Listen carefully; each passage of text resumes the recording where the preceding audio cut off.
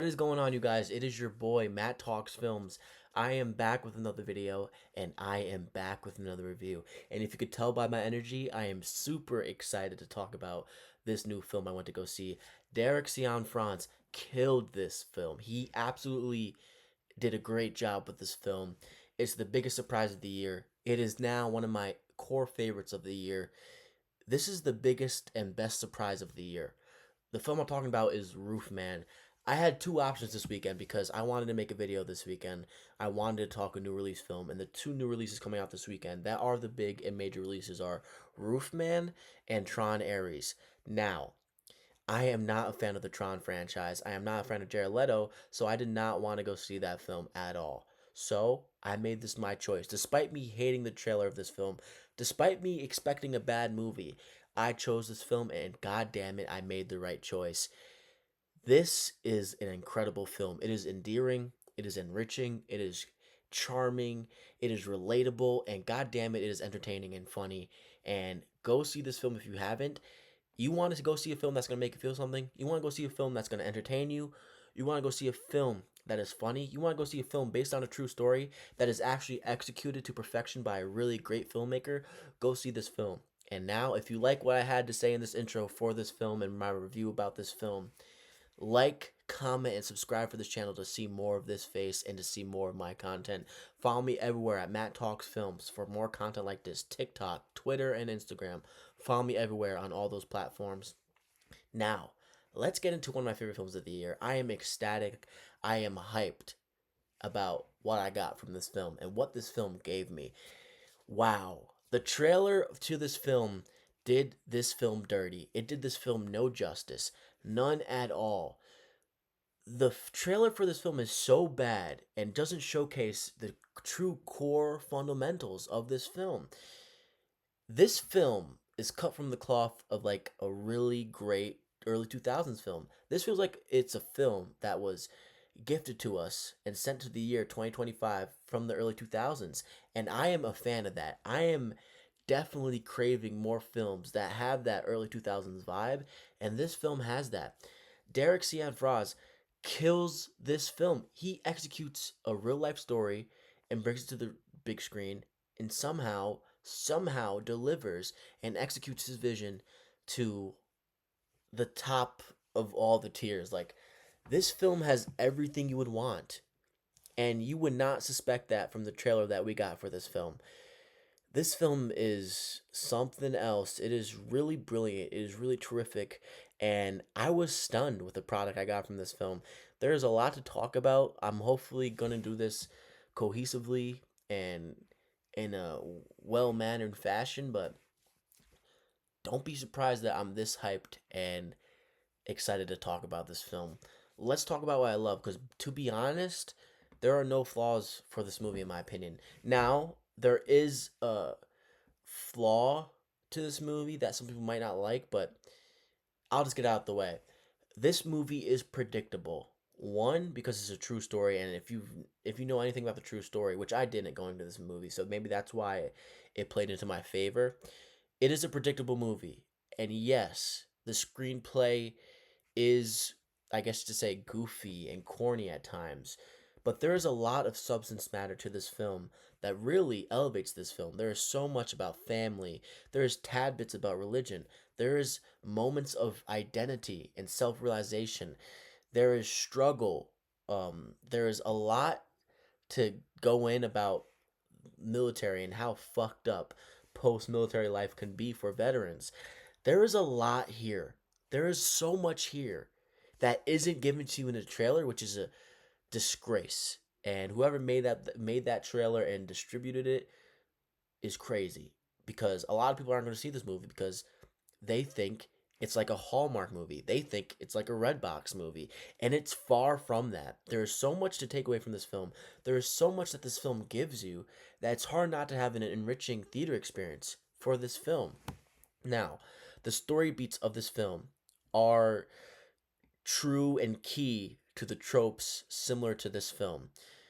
But that does not matter, because everything else you get in this film is so potent and so beautifully done from a filmmaking standpoint and from a performance standpoint and from a story standpoint that it's hard not to be, first of all, immersed in this film, and two, just blown away with what you're getting as a consumer of film, as a viewer of art. This film is so well done on a lot of levels. So if I had to say two flaws, which aren't flaws to me, but it would definitely be flaws to some people, is that this film is predictable and you can guess the story beats of this story. Like it's very A, B, C, D. Like it's that type of story beats that are predictable. And listen, that didn't bother me because I knew nothing about this true story, and I was blown away. And yes, I knew what was gonna happen. You know what the inevitability of this film is, but that doesn't matter because yes, you know what happens, even if you don't know the true story going to it, but you start to figure out what's going to happen. And that doesn't matter because you're still holding out hope. You're still rooting for Jeffrey Manchester, and it's just brilliantly done on all facets of it. So let's talk about a Roofman. I'll tell you a little bit what it's about, but I'm not going to go too in depth because I don't want to give away the movie. And I just want to talk about how great it is. I will talk about some scenes I really love in this movie, but I'm just going to talk about a little bit about the true story. Channing Tatum plays Jeffrey Manchester. Jeffrey Manchester is a criminal. He's a former vet and he's struggling with his life post military. He is struggling to provide for his family. He's struggling to provide for his partner. His partner is working at McDonald's and they share their time separately with their kids. He has his kids for one weekend and then she gets the kids, and he's really struggling with the fact that he's not being able to provide for his family. All he wants to be is a great father. He wants to give his kids what they deserve, and he wants to give his kids the world because that's what they deserve, and that's what he thinks they deserve at the end of the day. And he's just struggling with self-identity. He has no job and he's failing to provide for his family. So, we get this big moment with Jeffrey Manchester where he finally realizes his superpower and what he is meant to do, quote unquote, with his life. He is told this by his friend.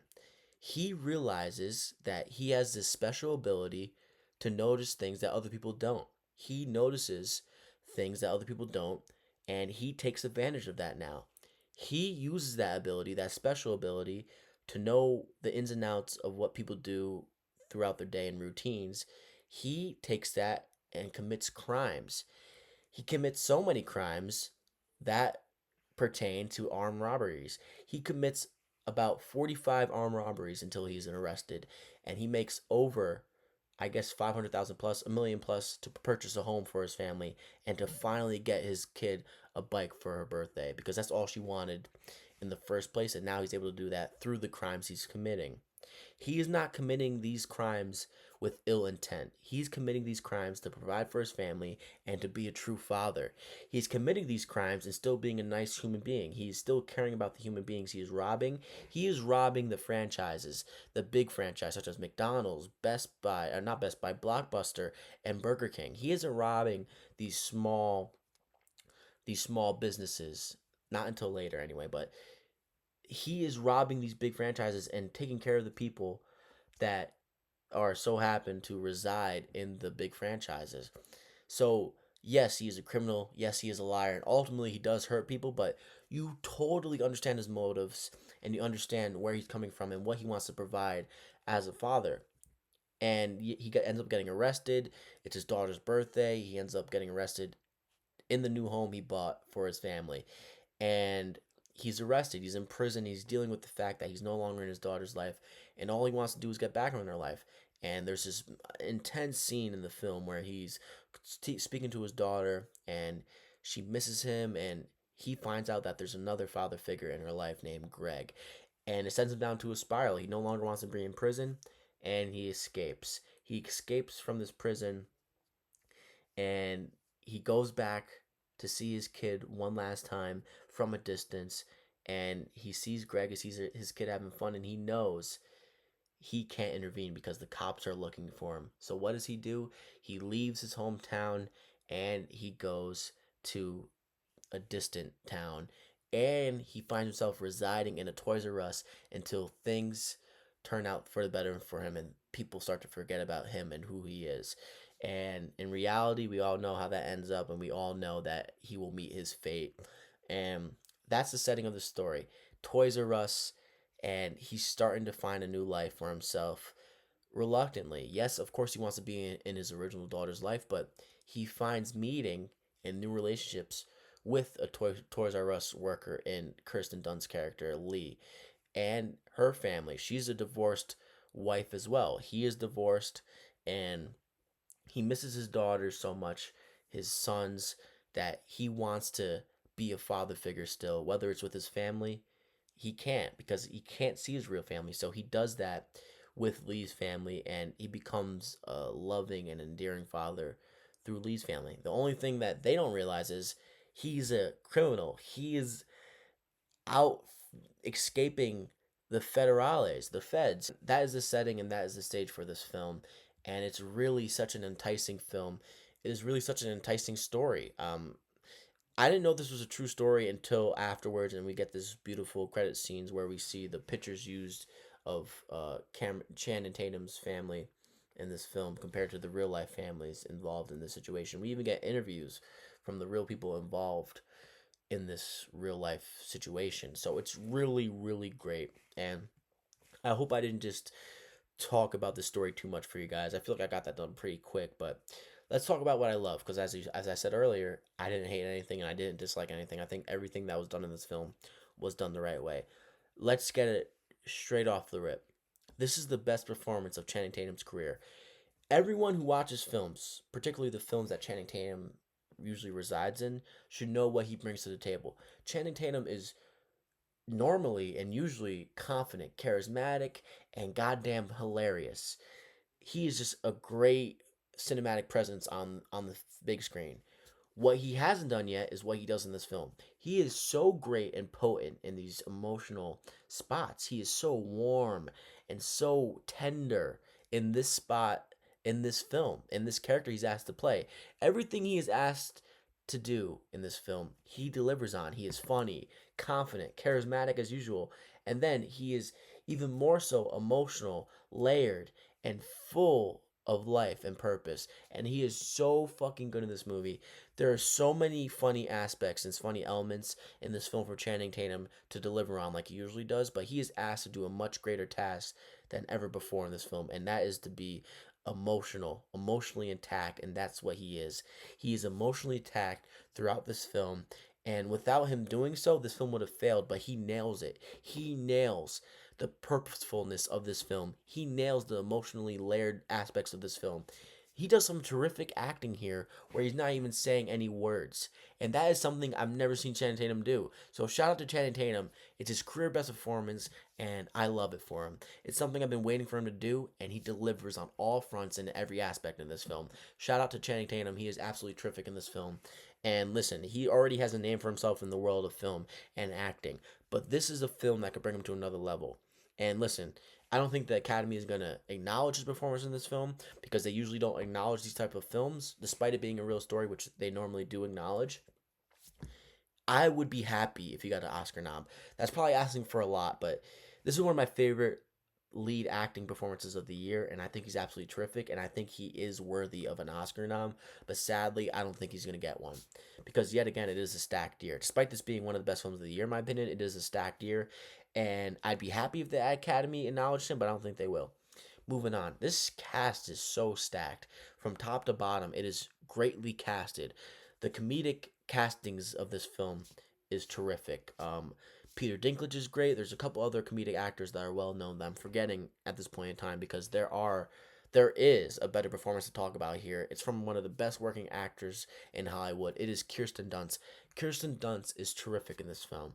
Her and Channing Tatum have great chemistry. Let's just get that out the way. Terrific chemistry. I mean, they are lights out together in this movie. You can just feel the tension and the chemistry between the two as soon as they meet face to face in this movie. Kirsten Dunst brings so much to this film. She plays a regular human being so well. I mean, there are very few actors in Hollywood that bring this type of realism to a role like this. And shout out to her for doing a movie like this because on paper, you can look at this screenplay and look at this story and be like, why would someone of her caliber do a film like this? And then you realize the filmmaker involved, and then you realize how much is to give with this story, and you can totally see why she did this film, and it pays off. She gives one of my favorite performances of the year. She is terrific. There's true intense moments of emotional prowess from her in this film, and I love it. Kirsten Dunst was one of my childhood crushes, and she continues to be my adult celebrity crush. She is beautiful as always, and she continues to dominate the screen like she's always done. So shout out to Kirsten Dunst. She continues to be one of the best actors in Hollywood, and this is one of my favorite performances of the year. Shout out to Channing Tatum and Kirsten Dunst. These two are two of the most memorable performances of the year. I mean, this year has been so stacked, but due to the rewatchability of this film, due to the easiness that coincides with watching this film is going to be memorable, especially for me. I will be rewatching this film quite a bit over the next few years. I will be going to see this film in theaters before next Friday because this film is a great ball of warmth and enrichment, and how can I not experience it again in theaters? So the performances in this film are terrific, and that's mainly due to the two leads in this film. But the supporting performances in this film are great as well. Peter Dinklage is in this film. He is great. He is great, great, great. He brings a great comedic element to this film, and ultimately there is a really great and wholesome character arc between him and another character that coincides in Toys R Us at the end of this film. It's great. It's great. It's great. It's great. Anyway, let's talk about the filmmaking here. So the filmmaking here, Derek Sion France is so integral to this film. Derek Sion France absolutely dominates this film. If he isn't the filmmaker here, this easily could have been a Hallmark or a Redbox film or a below average film like you would have expected by watching the trailer. Instead, there is a craftsmanship and quality to this film that only comes from talented and terrific filmmakers like himself. He's one of the best filmmakers and one of the most underrated filmmakers in Hollywood right now. And for him to take this story and to take this substance matter and to truly make it into something worth of note is an impressive feat, and he delivers here. He executes his vision that he so potently saw, and it's a terrific feat by him. And to make this film one of the best films of the year, like I believe it is an incredible feat, and I can't get enough of him, and I can't wait to see what he does next, because for him to get something out of this film that I don't think any other filmmaker would have been able to get out of it is terrific. To take this story and realize there's something here and there's something to be told from the story is great. And the different types of emotional tones in this film is portrayed beautifully. It's funny, it's entertaining, it is purposeful, and the way that you get to experience the story through the lens of Derek Sion France is magical, and it's integral to this story. This film is terrific. It really is, and it's due to Channing Tatum and Kirsten Dunst, and it's also due to Derek Sion France, one of the most underrated filmmakers in the world of film right now, and he shows that here with this film. So, let's talk about the story. Listen, I talked about it a little bit earlier. I hinted at what makes this story thrive, and what makes this story thrive is simple. Oh man, there's so much here. At the end of the day, this story works because it is such a relatable story. Yes, a lot of people watching this film aren't criminals. A lot of people watching this film aren't fathers yet. A lot of these people aren't parents yet watching this film. However, we all innately relate to the spot that uh, Channing Tatum's character is in this moment. And he is a guy who is struggling with his identity and what he wants to do with his life and how he can provide for his family. And that is the moral dilemma of this film. The core of this film is family, and it is so beautifully conveyed through the lens of Derek Sion France. And ultimately, the relatability of this film is at an all-time high. It's just like you just completely understand what Jeffrey Manchester is going through and what he's just so easy to root for, despite him being a criminal and despite him ultimately hurting people in the process, whether it's by lying or physically assaulting someone in his last armed robbery. You completely understand where he's coming from. You completely understand where he's coming from, and you are so happy he is somehow redeeming his past life with his new life he is coinciding with as Joe, with Lee and her family. He is finally the father figure he's always wanted to be with Lee, and he was never able to do that with his previous family because he got arrested and he fucked up and his cover was blown. So that is really magical here. So many themes to this movie that are just so potent and relatable. It's hard not to immerse yourself and be caught up in the story. Like, listen, I didn't cry at this movie. A lot of people were crying at the end of this movie. There was a lot of sniffling in this crowd. There was a lot of crying. You can hear it. I didn't cry, all right? I think I'm all cried out from seeing Cinema Paradiso in theaters recently, but it is an incredibly emotional story. That's just fundamentally what it is. And like I said, it's conveyed beautifully, and I don't think a lot of filmmakers and a lot of screenplay writers would be able to bring out the potency of the story like Cian France and company did here. The story of this film is terrific. It's based on a true story, like I said earlier, and it's such an intriguing story. At the end of the day, Jeffrey Montgomery is a criminal who is so great at noticing things people don't notice typically that he is going through the roofs of McDonald's, Burger Kings, and Blockbusters to get away with all these robberies just to provide for his family. I mean, the extents a man or a woman would do to provide for their family are great lengths. Um, and that's shown here through a real life story. And this easily could not have worked. This easily could have felt like a completely goofy and corny movie. Don't get me wrong, there are goofy and corny aspects to this film. It doesn't come off as goofy and corny throughout the entirety of its runtime, and that is a benefit of it. It has the perfect mixture of corny, goofy, powerful, and potency that you would want from a film like this. You want to feel attached to the story. You want to feel attached to all the characters in this film. You want to understand every side of each character in this film.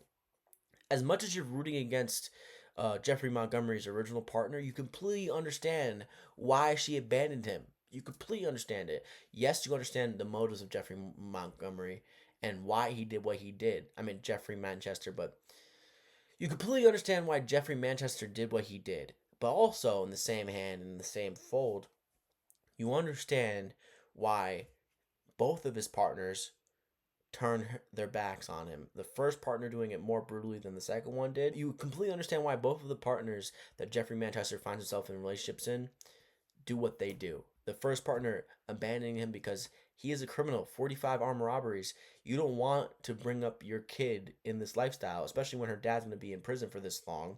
And two, you understand Lee. I mean, he's been deceptive to Lee this entire time. He's been living in the store that she works in, day out, and he robbed and hurt people that she works with every day, despite if she likes them or not. He did that. He was deceptive, and he was lying to her, and ultimately she had to turn him in because she's a Christian and she tells the truth. And Jeffrey understands that, and he knew if he went back to her apartment, he was going to get caught, and parts of him did want to get caught, but I think he just wanted to face reality for the first time in his life, and he knew he couldn't get away with it and feel happy with himself, and he wouldn't have been fulfilled or feeling any sort of purpose if he just fled to Venezuela. That would have been the easy way to go. Instead, he wants to see Lee again. So it's just great. There's the story is so good, it's so enriching, it is so powerful, it's so potent that it's incredible how much this story just sinks its claws into you, and that is great. I do have a quick another flaw I just thought of. If you've been watching this channel, if you're one of the 33 people who subscribe to this channel and watch me, you know I'm not the biggest fan of narration, and this film does have quite a bit of narration, but it is purposeful and it is needed. So shout out to the narration in this film because it wasn't annoying and it was purposeful. And ultimately, you find out the narration is from Jeffrey Manchester in the group talks that are held in prison, and that is great. That is great, great, great, great, great, great, great. I mean, dude, I'm shocked here. I'm really shocked. This has been a great fucking year of movies. This has been a great year of movies. How can you not acknowledge that? This is a terrific film, and it is one of my core favorite films of the year, and I can't get enough of it. I can't wait to see it again. If I wasn't such a big football and sports fan, I'd go see it again this weekend, but instead I am not. I am not. But I plead and beg you, and I want to coerce you to go see this film this weekend or sometime in the future because it is worth the price of admission. It is worth the trip. If you want to feel something, if you want to feel good, if you want to see something purposeful and that's something that would make you laugh and something that would make you entertain, if you want to see a true real life story brought to the screen in the best of way possible, go see this film because why wouldn't you? If you want to see Channing Tatum give his best career performance, go see it. If you want to see a great ensemble cast touted and led in the front by Channing Tatum and Kirsten Dunst, go see it. If you want to see an underrated filmmaker make something out of a story that a lot of other filmmakers couldn't, go see this film. It's worth your time and your money. I'm guaranteeing you. If it isn't, let me know in the comments because you are lying if you're saying it's not.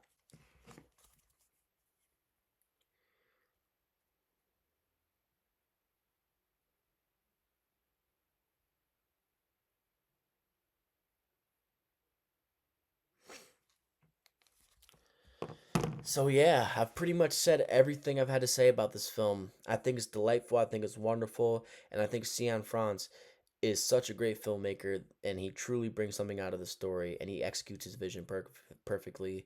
The quality and craftsmanship that coincides with this film's story and this film's performances is truly masterful. Listen, here's my rating for this film. I give this film a 4.5 out of 5, a 9 out of 10, an 88, 90 out of 100. I'm not gonna give this film a 5 because there are films this year that are better and I like more, but this film falls in the category of Superman, Friendship, and Warfare for me. Warfare is a great film. I didn't give it a 5, but it's a great film. Friendship, Superman, and now this film, Roofman, are great, great films, and those are films I will be habitually rewatching over the next few years when they're out on streaming services, or if I'm lucky enough to buy it physically. It's just this film's that good, and you guys, if you watch this channel, know how many times I saw Superman. You know how many times I saw Friendship. I want to see this film the same amount of times just because of how good it made me feel and how much fun and how entertained I was while watching this film. Channing Tatum gives his career best. Kirsten Dunst is incredible, and this story is purposeful and beautifully executed. So it is your boy Matt Talks Films. Follow me on Letterboxd at Matty G's. Follow me everywhere at Matt Talks Films, Instagram, TikTok, Twitter, and subscribe to this YouTube channel if you made it this far. Like and comment and share with your friends to listen to this review and try to coerce them to see this film. And if you've already seen this film and you like what you saw, let me know in the comments. It means a lot to me. It is your boy Matt Talks Films. Go see Roofman. It is the biggest shock of the year. It is the greatest surprise of the year. And god damn it, it might be one of the funniest films of the year. Hold up. Hold up. I'm gonna talk about a couple of scenes that I really love from this movie real quick. And I know I just ended this video, but this is a little PSA or cherry on top of the video. There's a scene in this movie where Jeffrey Montgomery, aka Channing Tatum's character, finally starts to leave Toys R Us after just living in it in his perfect spot for a very long time. He's finally trying to leave and do different things. He first goes to this toy drive and steals a couple toys from Toys R Us and drops it off at a toy drive that Christian Dunst's character so dearly wanted Peter Dinklage's character, who is the manager of Walmart, to give these return toys to this toy drive.